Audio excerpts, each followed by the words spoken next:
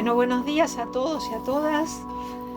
Voy a contarles un poco sobre matemática, sociedad y futuro. Yo soy matemática, soy docente en la Universidad de Buenos Aires y soy investigadora del Consejo Nacional de Ciencias de Investigaciones Científicas y Técnicas de Argentina. Y estos dibujitos que ustedes ven acá, esta foto tan linda de un brócoli romanesco, es como un fractal matemático, y sobre este corazón ya vamos a hablar. Entonces, lo primero que quiero contarles es que la matemática es una actividad esencialmente humana y que la posibilidad de hacer matemática es algo inherente a todos los seres humanos. No es yo no nací para la matemática, no puedo, es genético. Todos los seres humanos tenemos la capacidad de hacer matemática básica en el cerebro, así como podemos hablar o escribir. Esto es totalmente independiente de género, raza, ubicación geográfica, ubicación social. Y además, en contra de los estereotipos, la matemática es una ciencia que se desarrolla en interacción con otras personas y es mucho más social y apasionada que lo que en general la gente se imagina. Y yo estoy convencida de que una buena educación matemática no solo es útil para muchas cosas prácticas que ustedes probablemente puedan imaginarse, pero también para comprender las noticias, sobre todo ahora las que nos circundan de la pandemia, y en particular distinguir las noticias falsas, las famosas fake news, para organizarse y para planear, para disfrutar del placer de pensar y para estar entrenado para seguir aprendiendo otras cosas. Pero lo que les quiero contar es por qué este placer de la matemática y esto que lo podemos hacer todos en general está parado o frustrado en nuestra sociedad por los prejuicios sociales, en particular hacia el rendimiento de las mujeres. O sea, lo que yo quiero es tratar de hacer visible lo invisible, que me parece que es lo más difícil que tenemos por delante ahora. O sea, los prejuicios sociales más comunes son que la matemática, en general la computación, ciertas ingenierías, la tecnología, no son para mujeres, porque no son femeninas, porque por un lado, como les decía, se cree falsamente que las mujeres tenemos menos capacidades que los hombres, o porque no son convenientes para las mujeres porque no son compatibles con una vida familiar. Y muchas veces estos prejuicios que para las mujeres vienen inclusive de las propias casas y de las docentes.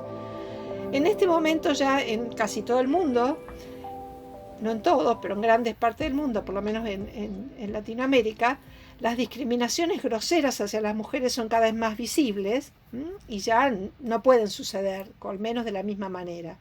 Pero aún subsisten aquellas que están en la base de la sociedad y son aún invisibles. Y el peor efecto que esto produce es la autocensura en las mujeres y la falta de confianza en nosotras mismas. Entonces le quiero contar 3 ejemplos tratando de hacer visible lo invisible. O sea que el problema está un instante antes de lo que imaginamos.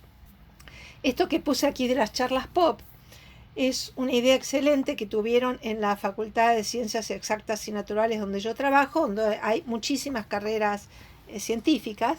Entonces querían atraer jóvenes, hombres y mujeres, o de cualquier género, a estudiar las ciencias que se enseñan en la facultad. Entonces tuvieron la idea de hacer unos pequeños videos por profesores y profesoras jóvenes, donde dijeran, por ejemplo, yo estudio los rayos láser y es apasionante, vengan a estudiar rayos láser. O yo estudio la célula y es bárbaro, es espectacular, vengan a estudiar la célula. Resultó que hicieron 7 charlas, que eran como unos pequeños stand-up, ¿no? 7, y los 7 eran hombres. Entonces la pregunta es, ¿por qué los 7 eran hombres? Claramente no era un problema de discriminación, la persona que estaba a cargo de esto era una mujer, no tenía la menor intención de discriminar. Y entonces la pregunta es ¿por qué? Bueno, habían invitado a 3 mujeres, una tuvo un problema familiar y tuvo que cuidar a alguien, otra tuvo un viaje académico y la tercera finalmente dijo que no. Entonces la pregunta es ¿por qué? Una cosa visible es que en los cargos iniciales de profesores regulares hay muchos más hombres que mujeres. Es mucho más fácil acceder a los cargos porque es en un momento de la vida, a los 30 y pocos, donde las mujeres estamos ya no tan lejos de terminar nuestra etapa reproductiva y entonces es más difícil en ese momento, las carreras de las mujeres están más retrasadas.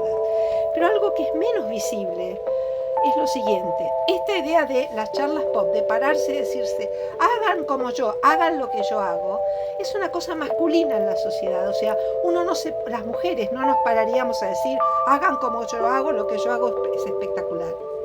Por ahí, si querían mujeres participando, había que poner mujeres interactuando en un laboratorio donde fuera o de otra manera. O sea que la idea de este video de pararse y decir esto es muy bueno, hagan esto, es masculina, pero está dentro de esas cosas invisibles que no nos damos cuenta. O sea, está lleno en la manera en que funciona la sociedad de estas cosas. Los problemas de los libros de matemática para niños. Yo estuve traduciendo al inglés una edición bilingüe de un viejo libro de matemática escrito hace 30 años para niños y niñas, y en todos los problemas de deportes, los dibujitos eran hombres y eran los chicos los que hacían deportes, y las chicas, no porque no los pudieran entender, sino porque no les interesaba, ni siquiera entendían las tablas. Entonces, cuando lo empecé a mirar, era una cosa que ahora resulta como inaceptable. Bueno, ¿quién escribió ese libro? Ese libro lo escribí yo misma hace 30 años, pero hace 30 años a mí no me llamaba la atención que solo hubiera niños haciendo deportes. O sea, cómo va cambiando la percepción. Uno se empieza a hacer, como digo ahí, visible lo invisible. La tercera cosa que les quiero comentar es sobre un estudio italiano muy interesante del 2019, que midieron estereotipos de género en alrededor de 1.400 docentes de matemática y de lengua en 102 escuelas en el norte de Italia. Y lo que hicieron en el estudio es un estudio muy amplio, es niños y niñas entre sexto y octavo grado de la escolarización. Y lo que hicieron es lo siguiente. Por un lado, compararon los rendimientos en las pruebas estandarizadas, por ejemplo, esas pruebas tipo PISA, entre niños y niñas. Y por otro lado, de manera totalmente independiente, y en las clases son lo más inhomogéneas posibles, o cuando dividen a los alumnos en las escuelas en Italia, tratan que en todas las divisiones haya más o menos la misma representación de hombres y mujeres, distintas clases sociales, distintos orígenes étnicos, o sea, tratan de que sean diversas las clases. Y después hicieron independientemente un autotest que se hacían los docentes, que es un test conocido, que es el Gender Science Implicit Association Test. Y resultó ser que había una correlación enorme. Cuanto más sesgos de género implícito tenían los docentes, más grande era el gap entre el rendimiento de los chicos y las chicas. O sea que es algo que ni los docentes sabían, los midieron totalmente por separado, y es muy impresionante cómo los sesgos de género implícitos de los docentes afectan el comportamiento de las niñas, no solo en el rendimiento escolar, sino también luego en las carreras que eligen. Entonces, está también el truco de la excelencia, ¿no? Esto está sacado de un documento del Ministerio de Ciencia, Tecnología, Conocimiento e Innovación de Chile, hecho en conjunto con Comunidad Mujer, es una cosa reciente. Y entonces dicen que los sesgos de género no solo inciden en la elección vocacional, sino que también están presentes en procesos como la evaluación de la excelencia, la neutralidad del mérito y el rendimiento. En general, las instituciones persiguen la excelencia en todas las actividades y tratan de garantizarla, de garantizar evaluación por pares, que sea una cosa equitativa. Sin embargo, el problema está un momento más atrás, porque lo que se reconoce como excelencia es un concepto que está construido socialmente y en el que se plasman expectativas con sesgo de género implícito. No solo en lo que se considera excelencia hay sesgo de género, sino que en las maneras de evaluarlo hay muchos sesgos de género. O sea, está un poquito antes de todas estas acciones que se están tomando. O sea, si uno no cambia la manera en que está midiendo la excelencia o la define, va a seguir teniendo estos sesgos de género. Entonces, estos prejuicios sociales y sesgos inconscientes, como lo decía, uno no los ve hasta que no puede dejar de verlos, y el peor efecto es la autocensura de las mujeres. Lo que les quiero hablar también es de mínimamente de la inteligencia artificial y la revolución de los datos. O sea, ya todos aceptamos, viene desde varios años, las tecnologías que reconocemos como disruptivas, ¿no? Cuando empezaron a hacerse populares las computadoras, en particular las personales, Internet y los dispositivos móviles. Todos nos damos cuenta que cambió mucho la sociedad. Y en este momento lo que claramente aún cuando ya está metida en todos nosotros, en todo lo que circula, está lo que seguramente oyen hablar de la inteligencia artificial, todavía es difícil de imaginar qué va a pasar con el futuro que se viene. Inteligencia artificial es difícil de definir, sobre todo porque es difícil de definir inteligencia, pero esencialmente es el comportamiento que exhibe una máquina que es capaz de mostrar un comportamiento que podría llamarse inteligente. Entonces, una de las maneras de usar estas técnicas es entrenar a la computadora con datos de entrenamiento para que después, prediga en base a capaz de predecir o clasificar en base a este entrenamiento previo. Pero el problema, esto lo saqué de este texto muy interesante, se llama Desmitificando la inteligencia artificial, que está en un libro que es un encuentro interacadémico de academias de ciencias de distintas academias en Argentina, que está disponible online si lo quieren buscar. Y ellos dicen, quienes son responsables de hacer el diseño somos seres humanos. Aunque pueda resultar evidente para algunos, aún no está incorporado al sentido común que el comportamiento de los sistemas que incorporan elementos de inteligencia artificial pueda tener fuertes sesgos que repitan o incluso profundicen los errores, prejuicios e injusticias que cometen los mismos seres humanos.